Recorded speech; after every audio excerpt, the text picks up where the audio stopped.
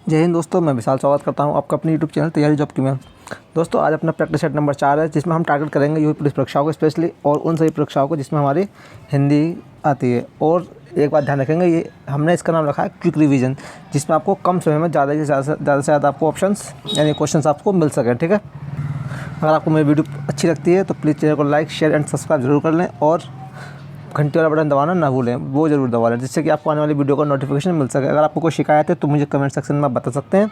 ठीक है, तो हम शुरू करते हैं आज का प्रैक्टिस सेट नंबर 4, जिसका क्वेश्चन नंबर पहला है, जिस संज्ञा या सर्वनाम की विशेषता बताई जाए वह क्या कहलाता है? ए प्रविशेषण, बी विशेषण, सी प्रविशेष्य, डी विशेष्य। तो इसका आंसर होगा ऑप्शन नंबर डी, राइट, विशेष्य। क्वेश्चन नंबर दूसरा आता है हमारे पास।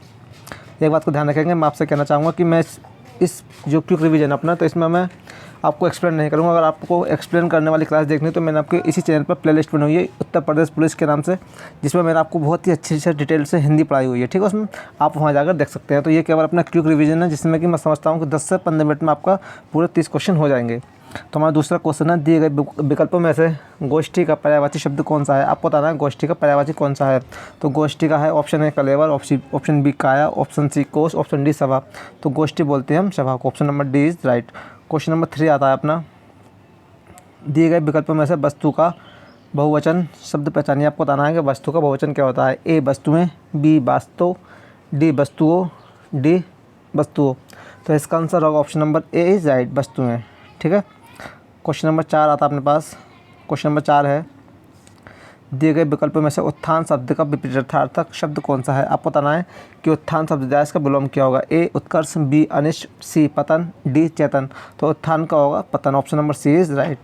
अगला क्वेश्चन है, क्वेश्चन नंबर 5 आता है। क्वेश्चन नंबर 5 है, जहाँ किसी बात किसी और पर डालकर कही जाए वह कौन सा अलंकार है? आपको बताना है, अगर कोई बात कहनी है और आप किसी पर ढालकर कह रहे हैं तो वहाँ पर क्या आएगा। ए अनियोक्ति, बी दृष्टांत, सी असंगति, डी अतिशयोक्ति। तो इसका आंसर होगा option number A is right. ठीक है, क्वेश्चन नंबर 6 आता है अपने पास। अब क्वेश्चन नंबर 6 है, दिए गए विकल्प में से सही का चयन कर इसका स्थान बनाना। आपको फिलअप करना है इसका। इस ग्रंथ को इतिहास के डैश से भी एक महत्वपूर्ण रचना माना गया है। ऑप्शन ए पन्ने, ऑप्शन बी तुलना, ऑप्शन सी दृष्टि, ऑप्शन डी और। तो इसका आंसर होगा option number C is right, दृष्टि। इस ग्रंथ को इतिहास की दृष्टि से भी एक महत्वपूर्ण रचना माना गया है। क्वेश्चन नंबर 7 आता है अपने पास। क्वेश्चन नंबर 7 है, भगवान शब्द का स्त्रीलिंग शब्द दिए गए विकल्पों में से कौन सा है? आपको बताना है कि भगवान शब्द का स्त्रीलिंग क्या होता है। ए भगवान, बी भगवती, सी भागनी, डी भगवती। तो इसका आंसर होगा option number B is right, भगवती। ठीक है, क्वेश्चन नंबर 8 आता है अपने पास। कितनी नावों में कितनी बार रचना को किस पुरस्कार से सम्मानित किया गया है? ए ज्ञानपीठ पुरस्कार, बी व्यास सम्मान, सी सरस्वती सम्मान, डी देव पुरस्कार। तो कितनी नावों में कितनी बार मिला है हमारा? Option number A is right, Jnanpith पुरस्कार मिला है। ठीक है, तो आपको होमवर्क है, आपको बताना है कि कितनी नावों में कितनी बार के लेखक कौन है, इसके रचयिता कौन है। ठीक है, अगला क्वेश्चन है, क्वेश्चन नंबर 9 आता है हमारा। क्वेश्चन नंबर 9 है, निम्न विकल्पों में से सही वाक्य बचानी है। आपको बताना है जो विकल्प दिया है इसका सही आंसर क्या होगा। ए हमें परस्पर में प्रेम से रहना चाहिए, ऑप्शन बी हमें परस्पर प्रेम से रहना चाहिए, ऑप्शन सी हमें परस्पर से प्रेम में रहना चाहिए, ऑप्शन डी हमें परस्पर में प्रेम रखना चाहिए। तो इसका आंसर होगा option number B is right, हमें परस्पर प्रेम से रहना चाहिए। आगे बढ़ते हैं, क्वेश्चन नंबर 10 आता है हमारा।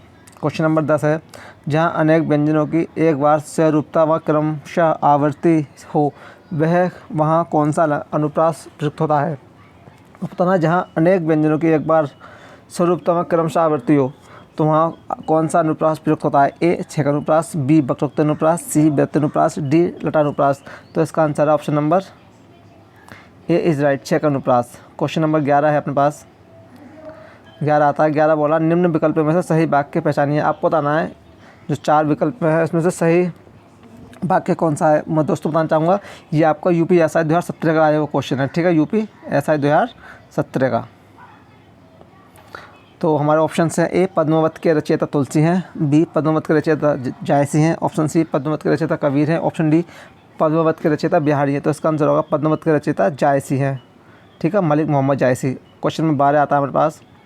क्वेश्चन नंबर 12 है, अचल किस साहित्यकार का उपनाम है? A Balkrishna Sharma, B Badrinath Bhatt, C Rameshwar Shukla, option D Harivansh Rai. तो इसका आंसर होगा option number C is right, Rameshwar Shukla का।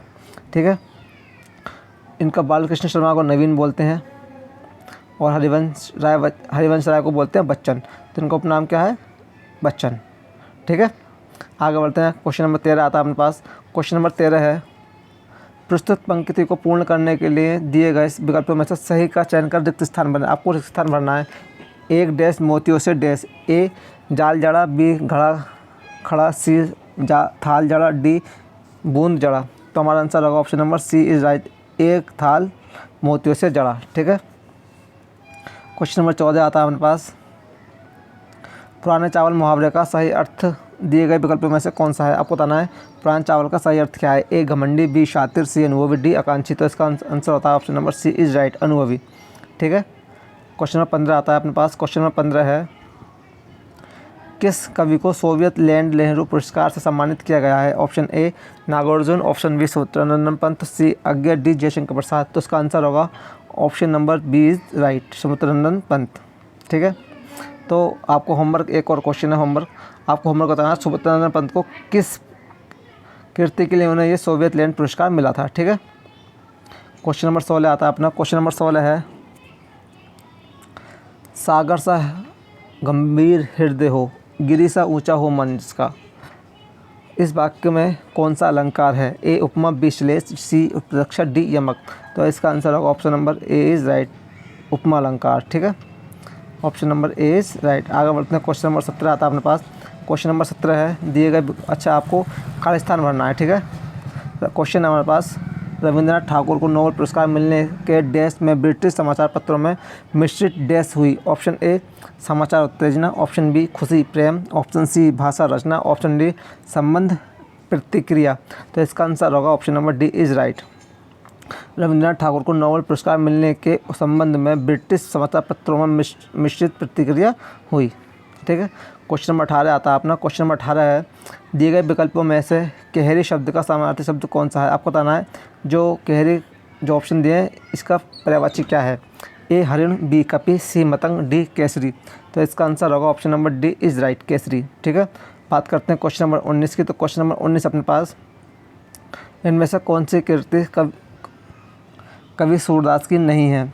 ए सूरसागर, बी सुंदरविलास, सी साहित्य, डी सुर सरावली। तो इसका आंसर होगा option number B is right. ठीक है, क्वेश्चन नंबर 20 आता है अपने पास। क्वेश्चन नंबर 20 है, तोता डैश बाजे डैश लोकोक्ति को उचित विकल्प से पूर्ण कीजिए। ए घना चना, बी घोड़ा काला, सी काला घोड़ा, डी चना घना। तो तोता चना बाजे घना, option number D is right. Question number 21 आता है अपने पास। क्वेश्चन नंबर 21 है, कल शायद परीक्षा परिणाम घोषित हो, इस वाक्य में कौन सा काल प्रयुक्त हुआ? ए संभाव्य भविष्यकाल, बी अपूर्ण भविष्यकाल, सी सामान्य भविष्यकाल, डी भविष्यकाल। तो इसका आंसर होगा option number A is right, संभाव्य भविष्यकाल। ठीक है, क्वेश्चन नंबर 22 आता है अपने पास। क्वेश्चन नंबर 22 है, निष्कवच उपन्यास किस लेखक की कृति है? आपको बताना है निष्कवच के लेखक कौन है। ए राजी सेठ, बी शिवबामनी, सी कृष्ण शोभती, डी अमृता प्रीतम। तो इसका आंसर होगा option number A is right, राजी सेठ। ठीक है, क्वेश्चन नंबर 23 आता है हमारे पास।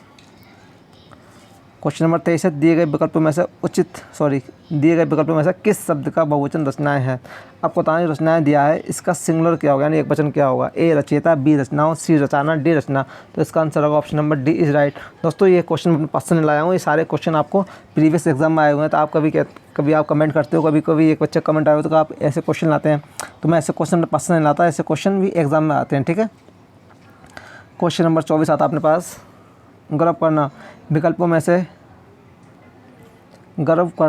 में दिए हुए में से किस मुहावरे का अर्थ है? ए ऐंठ कर चलना, बी दिन काटना, सी ओले पड़ना, डी डींग हाँकना। तो इसका आंसर होगा option number A is right, ऐंठ कर चलना का मतलब है गर्व करना। ठीक है, option number A is right. अगला क्वेश्चन है क्वेश्चन नंबर 25 अपने पास। समाचार का बहुवचन दिए गए विकल्पों में से कौन सा है? ए समाचार, बी अनेक समाचार, सी समाचार पत्रिका, डी समाचारों। तो समाचार का बहुवचन होगा option number A is right, समाचार। ठीक है, क्वेश्चन नंबर 26 आता है अपने पास। क्वेश्चन नंबर 26 है, दिए गए विकल्पों में से तत्सम शब्द जेठ का तद्भव शब्द कौन सा है? आपको बताना है ज्येष्ठ का तद्भव शब्द क्या होगा। ए देवर, बी पुत्र, सी बड़ा, डी छोटा। तो इसका आंसर होगा option number C is right, बड़ा। ठीक है, क्वेश्चन नंबर 27 आता है अपने पास।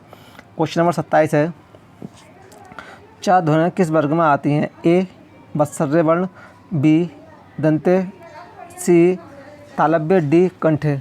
तो इसका आंसर है option number C is right, तालव्य में आती हैं। ठीक है, बत्सर्य हमारे होते हैं हा और ला। ठीक है, दंत हमारे होते हैं KTM 2, हम इसे याद कर सकते हैं KTM 2। ठीक है, दंत में आते हैं क च ट तप, हम ऐसे याद कर लेते हैं। दंत में हमारे आते हैं ट ध्वनि में, और कंठ में हमारे आती हैं क ध्वनियाँ। ठीक है, अगला क्वेश्चन आता है क्वेश्चन नंबर 28 अपने पास। क्वेश्चन नंबर 28 आता है, प्रगतिशील लेखक संघ का पहला अधिवेशन किस वर्ष में हुआ था? ए सन 1938, बी सन 1936, सी 1943, डी 1954। तो इसका आंसर होगा option number B is right, 1936 में हुआ था। ठीक है, प्रगतिशील लेखक संघ का पहला अधिवेशन कब हुआ था? 1936 में। आज का सेकंड लास्ट क्वेश्चन है अपने पास, दैनीय शब्द में कौन सा प्रत्यय है? आपको बताना है दैनीय शब्द दिया है, इसमें प्रत्यय कौन सा है? ए ईए, बी ईए, सी ईया, डी ईया। तो इसका आंसर होगा option number B is right, ईए। ठीक है, अब आता है आज का लास्ट क्वेश्चन, मामा का बहुवचन बताएं। आपको बताना है कि मामा का बहुवचन क्या है? ए मामा, बी मामा वर्ग, सी मामा गण, सी मामा गण, डी मामा लोग। तो इसका आंसर होगा option number A is right. ठीक है दोस्तों, आज की वीडियो अपनी यहीं खत्म करते हैं। अगर वीडियो अच्छी लगी हो तो प्लीज़ चैनल को लाइक, शेयर एंड सब्सक्राइब जरूर कर लें, और सब्सक्राइब करने के बाद घंटी वाला बटन जरूर दबा लें, जिससे कि आपको आने वाली वीडियो का नोटिफिकेशन मिल सके। मिलते हैं अपने अगली वीडियो में। जय हिंद, जय भारत।